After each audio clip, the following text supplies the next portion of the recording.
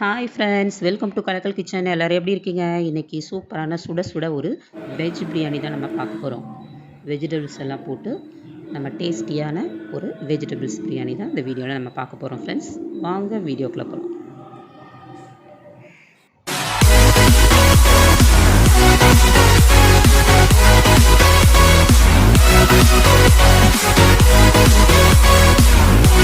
தேவையானது பார்த்திங்கன்னா பெரிய வெங்காயம் 3 கட் பண்ணிக்கோங்க, தக்காளி ஒரு 3, எல்லா காய்கறிகளும் கட் பண்ணிக்கோங்க. நான் கேப்சிகம் அதே போல் பீன்ஸ் எல்லா காயும் சேர்த்துருக்கேன். நான் கட் பண்ணி வச்சுருக்கிறதுல சோயா கொஞ்சம் ஊற வச்சு ஒரு 10 நிமிஷம் எடுத்து வச்சுருக்கேன். இஞ்சி பூண்டு பேஸ்ட்டு கொஞ்சம் அரைச்சே எடுத்து வச்சுருக்கேன். இதான் இஞ்சி பூண்டு பேஸ்ட்டு. என்னென்ன காய்கறி இருக்கோ எல்லாமே கட் பண்ணி வச்சுக்கோங்க பொடி பொடியாக. இப்போ ஒரு தவாவில் எண்ணெய் ஊற்றிக்கலாம்.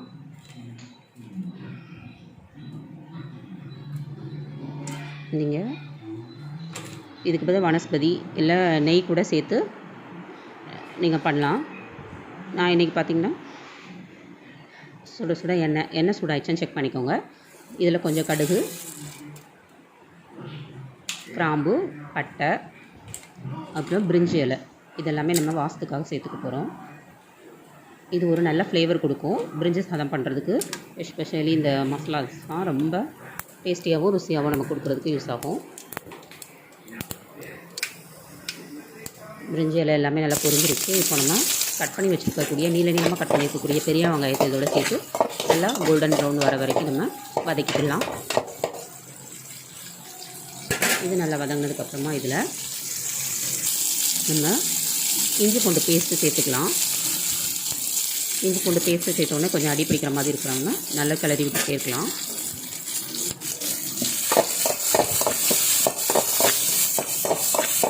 இஞ்சி பூண்டு பேஸ்ட் நல்லா வதங்கினதுக்கப்புறமா நம்ம நீளமாக கட் பண்ணி வச்சுக்கக்கூடிய வெங்காயம் போட்டுட்டோம். தக்காளி வந்து நீளமாக கட் பண்ணி வச்சுருக்கோம்.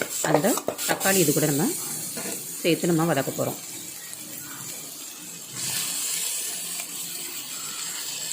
தக்காளி சேர்த்ததுக்கப்புறம் கொஞ்சமாக வதங்குறதுக்கு கொஞ்சம் உப்பு சேர்த்துக்கலாம். உப்பு சேரும்போது நமக்கு ஈஸியாக வதங்கிடும். அதுக்காக தான் இந்த டைமில் நம்ம கொஞ்சம் உப்பு சேர்க்குறது.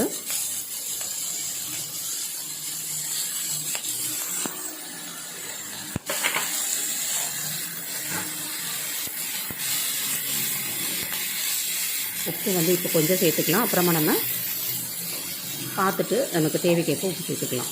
இப்போ வதங்குறதுக்காக லைட்டாக உப்பு சேர்த்துருக்கோம். இது நல்லா கிளறிட்டே இருக்கும்போது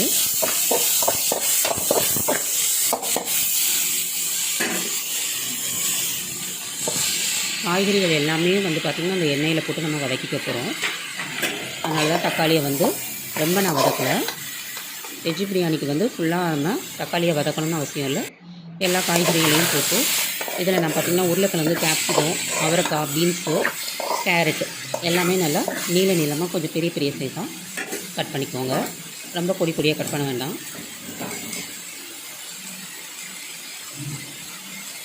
காய் எல்லாமே போட்டு நம்ம ஒரு கலர் கலந்துட்டு இதில் வந்து பார்த்திங்கன்னா சோயா இருக்குல்ல, அது ஒரு 10 நிமிஷத்துக்கு முன்னாடி ஊற வச்சு எடுத்துக்கோங்க. அதை நல்லா ஊறினதுக்கப்புறம் நல்லா புழிஞ்சிட்டு உள்ளே சேர்த்துடலாம். நல்லா ஸ்பாஞ்ச் மாதிரி இருக்கும் சாஃப்டாக. தண்ணியில் ஊற வச்சதுக்கப்புறம் நல்லா புழிஞ்சு எடுத்துகிட்டு நம்ம இது கூட சேர்த்து நம்ம இப்போ கலரணுன்னா நமக்கு காய்கறிகளோடு சேர்ந்து அதை வதங்குறதுக்கு ஈஸியாக இருக்கும். அதுக்காக இந்த டைமில் நம்ம சேர்த்துக்கணும்.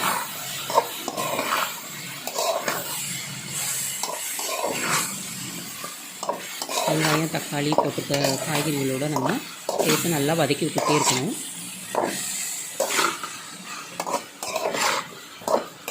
நீங்கள் லிட்டு போட்டு க்ளோஸ் பண்ணி மூடி வச்சு கூட இதை கொஞ்சம் வேக வச்சு எடுத்துக்கலாம்.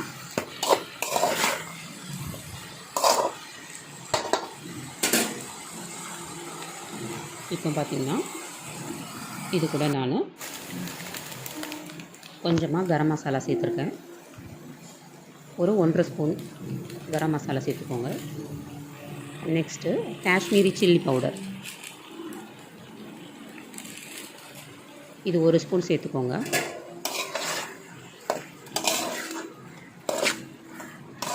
காஷ்மீரி சில்லி இல்லை அப்படின்னா உங்கள்கிட்ட நார்மல் சில்லி பவுடரே நீங்கள் சேர்த்துக்கலாம். சேர்த்துட்டு நல்லா கலந்து விட்டுட்டு வெந்துகிட்டே இருக்கட்டும். இன்னொரு சைடில் பார்த்திங்கன்னா 2 டம்ளர் நான் அரிசி எடுத்திருக்கேன். இதை நம்ம வாஷ் பண்ணி எடுத்துகிட்டு வந்ததுக்கலாம். இது பார்த்திங்கன்னா ஆஃப் பாயில் நல்லா ஆயிடுச்சு.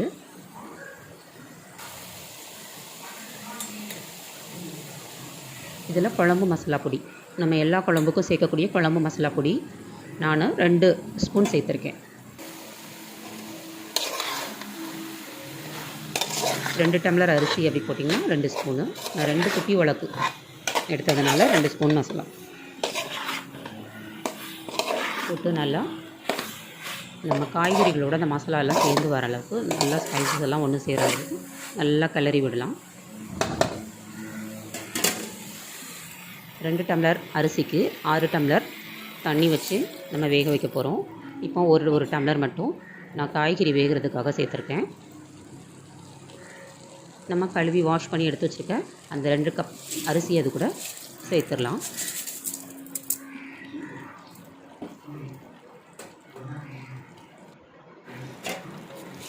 அரிசியை சேர்த்துட்டு 6 கப் அளவு தண்ணி சொன்னேன். நம்ம இது வேகிற அளவுக்கு தண்ணி சேர்த்து இப்போது லிட்டு போட்டு மூடிட்டு நல்லா வேக விட போகிறோம். அதுக்கு முன்னாடி கொஞ்சமாக நம்ம தேங்காய் பால் வந்து நான் மிக்ஸியில் அடித்து தேங்காய் பால் எடுத்து வச்சுருக்கேன். 3/4 டம்ளர் வர அளவு தேங்காய் பால் அடித்து நான் சைடில் எடுத்து வச்சுக்கிறேங்க. இது கூட சேர்க்குறதுக்காக ரொம்ப ருசியாக இருக்கும். அதுக்காக தான் இந்த டைமில் நம்ம அடித்து வச்சுருக்க தேங்காய் பாலை 3/4 டம்ளர் எடுத்திருக்கேன். அந்த 3/4 டம்ளர் தேங்காய் பால் இது கூட மிக்ஸ் பண்ணியாச்சு. ரொம்ப ருசியாக இருக்கும். தேங்காய் பால் சேர்க்கும்போது வெஜிடபிள் பிரியாணி வந்து ரொம்ப ருசியாகவும் டேஸ்ட்டாகவும் இருக்கும். அதுக்காக தான் நம்ம சேர்க்குறது.